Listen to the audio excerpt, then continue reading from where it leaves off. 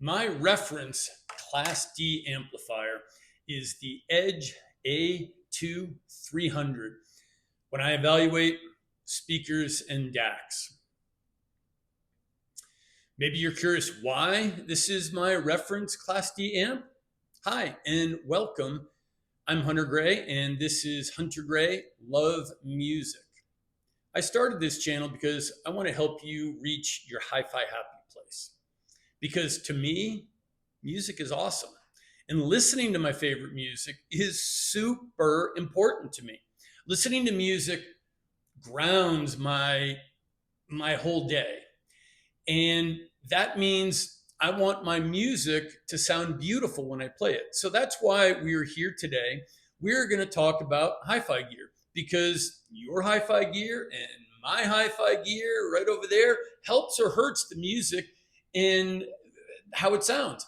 Maybe you want to take a look down in the description where I explain what I'm listening for when I evaluate speakers, amps, and DACs, and what my process for evaluating is, and for comparison. There's also details on my 2 listening rooms and their dimensions, and also my typical listening volumes by decibel levels. And there's a couple of FYI notes for your information that I value and that may help you in your journey to your hi-fi happy place. So maybe you'll enjoy slowing down for a minute and just watch and enjoy while I have a chat about my reference Class D amp, the XTZ A2 300 that I listen to when evaluating speakers and DACs. All right, the Edge A2 300.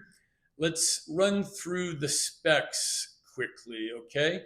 This lists for $559, but frequently it's on sale for about 15% off. I think I paid like $586 or something for it. This is 150 watts into 8 ohms, 300 watts into 4 ohms. And I want to point out this is not an integrated amplifier. There is no input selection or volume control on the front. There is only a single RCA input on the back. And really, it's fine for me for the speaker binding post. A couple of things that I find really useful. I don't know if you can see, but there is a gain control on the back that I use. And I have figured out, I've got that set so when on through my WIM application, which WIM, I stream all 3 of my rooms through WIM, and I use the WIM app as my preamp, really. That's how I control the volume. And I have this gain level backed off so that when the WIM amp is maxed, I know the SPL level isn't going to go beyond about 92 decibels. So if someone else, everyone in the family has the WIM app on their phone, they're trying to crank it up, they don't know this gain control exists in the back, and it's not going to go above the max sound pressure level in dBs that I have it figured out for. On the back, there's also stereo and mono mode. The mono mode is not to bridge it for monoblock. It doesn't do that. What it does do is you can use it for bi-amping speakers. Now, that's not something I do, but that's what that is there for. And it also has the auto on or always on. I use the auto on, works great for me. This is Class D amplification. It uses the ICE module, the ICE power audio technology that was developed by Karsten Nielsen in conjunction with Bang & Olufsen, and they now license that technology out.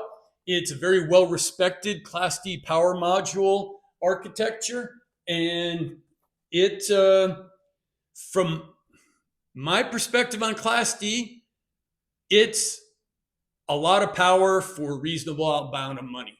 I want amplification for passive speakers, nothing more. I don't want any distortion that I can hear that's audible, and I don't want any sound coloration. I just want the amplification. And in my experience, this is a great, powerful Class D amp where I have tons of power headroom, way more watts per channel than I need, and I can hear just what the speakers sound like. My DAC that I use is the SMSL VMV D1 SE, a very good, very clean, very accurate DAC. It's, in my opinion, the Class D amplification version of a DAC. It does its job of digital audio conversion. It's very clean. It's very neutral. It's very accurate. The detail retrieval is all there, but it doesn't add any sound coloration. It's not adding anything else to the sound. So when I'm using that SMSL VMV D1 SE DAC in my reference XTZ A2 Edge Class D with 300 watts per channel into 4 ohms, I'm getting my digital audio conversion from my Tidal streaming.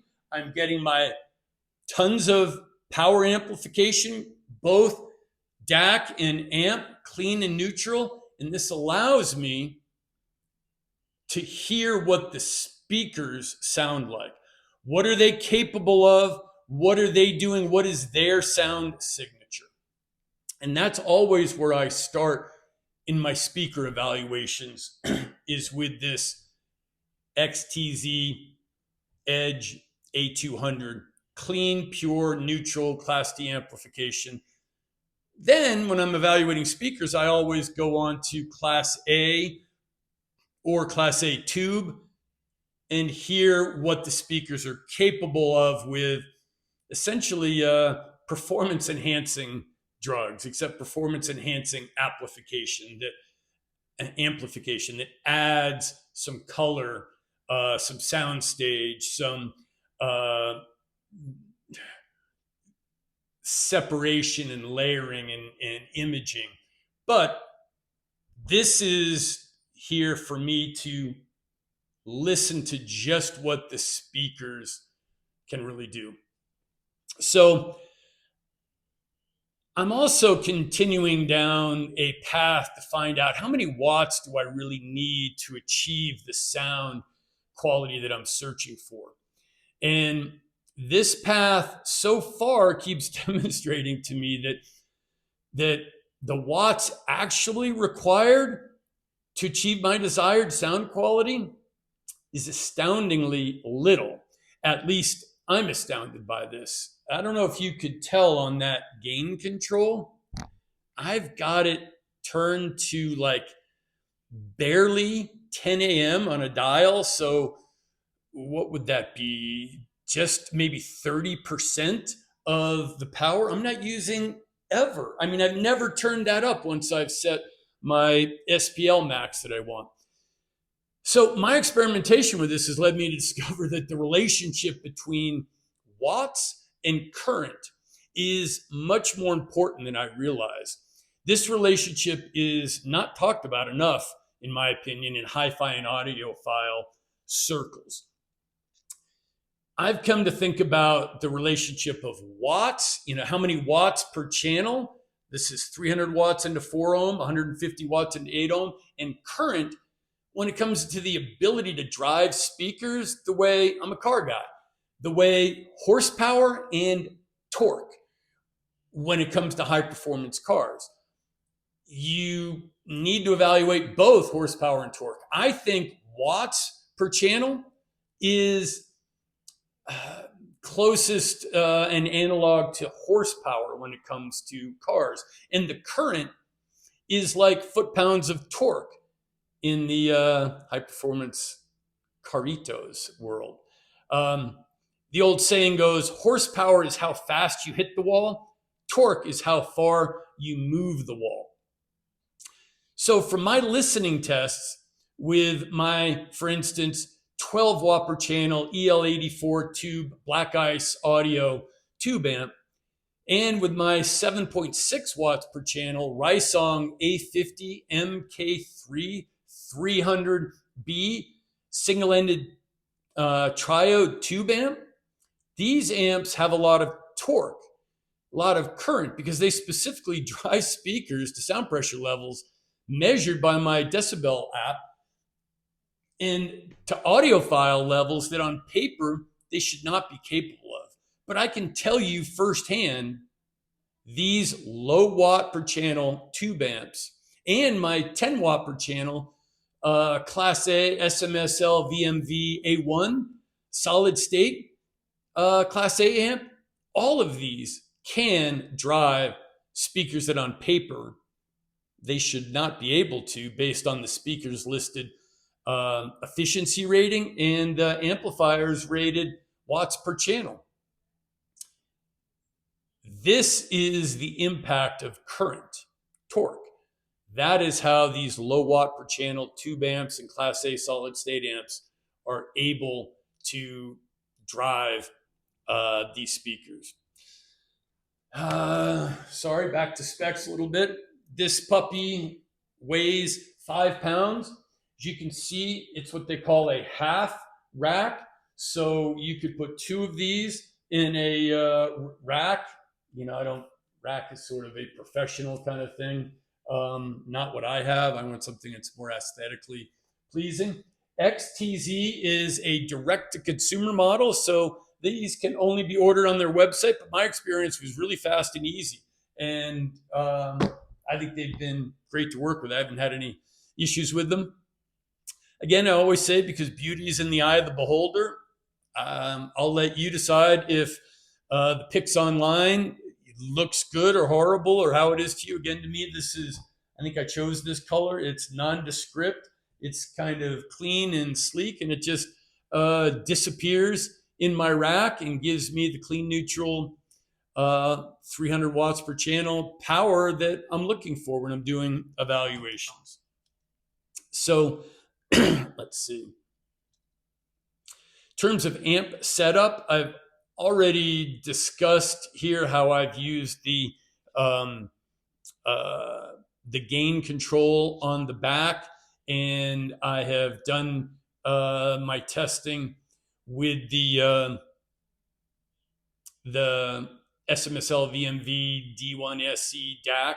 So that was the setup.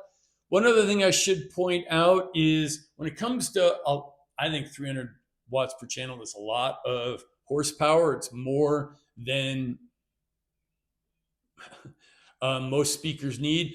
One issue you want to really be careful of is, what is the noise floor? Is there any audible hiss when there's no music playing, especially with high efficiency speakers? And this is completely silent. There is no hiss when I've hooked them up to Klipsch high efficiency speakers, when I've hooked it up to Zoo Audio Dirty Weekend 6 high efficiency, perfectly silent, which is a little thing, but if there's a hiss, it's a big thing, and it's perfect. I cannot hear any difference in detail retrieval or bass or treble or soundstage between different Class D amps. When I am powering passive speakers with this, none of those things are impacted or colored, hurt or improved when using the XTZ Edge, which is what I'm looking for. And hey, I'm not saying maybe super expensive Class D amps can have a positive impact on soundstage or imaging or bass or treble things, but I think the sweet spot is $600 to $700 max for a Class D amp. I like Crown amps and the XTZ Edge, and I just haven't seen the value proposition to pay more than that to get something from that. So if you want a Class D amp that offers pretty much all that I'm looking for, which is clean, quiet, neutral, uncolored amplification, I love this XTZ Edge. This does exactly what I'm looking for and nothing more. And I think the advantage to Class D is you can save money on your system and reinvest that savings into other parts of your signal chain. So let's see. I guess, because really what I'm saying is the XTZ Edge does everything that I want from a Class D amplifier and nothing more. And there is no downside, nothing detrimental.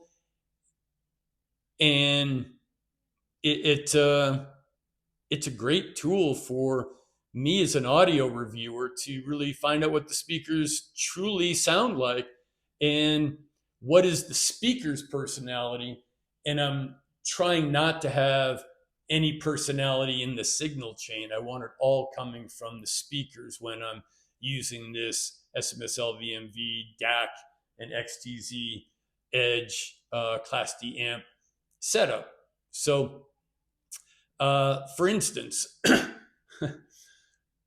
this is the way to find out if a brand has a house sound. Things like, are the speakers flat? Are they neutral? Are they clinical? Are they boring? Are they fun? Are they bassy? Do they sparkle up top? Are they rolled off someplace? And a Class D amp like the XTZ Edge will tell you the house sound that B&W are known for, that Focal are known for that bright sparkle. I have Sonus Faber Lumina 5 tower speakers in the living room. Sonus Faber has a house sound. And I have to tell you, my Sonus Faber Lumina 5s, when played on this Class D XTZ Edge, it's amazing because I know there's no sound or color coming from the signal chain. But the Sonus Faber Lumina 5, that Sonus Faber house sound, they sound like they are on a tube or at least a Class A amplifier. They have a beauty and a richness and a tonality. I love my Lumina 5 towers from Sonus Faber. But that beauty, that Class A sound, is coming from the speakers, from the Lumina 5, not from the XTZ Edge and not from the DAC, the SMSL VMV D1SE DAC. It is coming from the speakers. That is why I value this Class D amp, because so far in my listening experience, literally every other speaker I put it on, besides the Sonus Faber, I'm like, oh, now I know what they sound like. Now I want more. I want better. I want beauty. I want that, it's pretentious, that je ne sais quoi, that to be Class A beauty in the music. So I put it on the Class A solid state or one of the tube amps, and I can usually get that. I'll get more soundstage. I'll get better imaging and better layering and instrument separation. I'll get that beauty in the acoustic guitar strings and that beauty in the really high treble, like in the flute. Yeah. So anyway,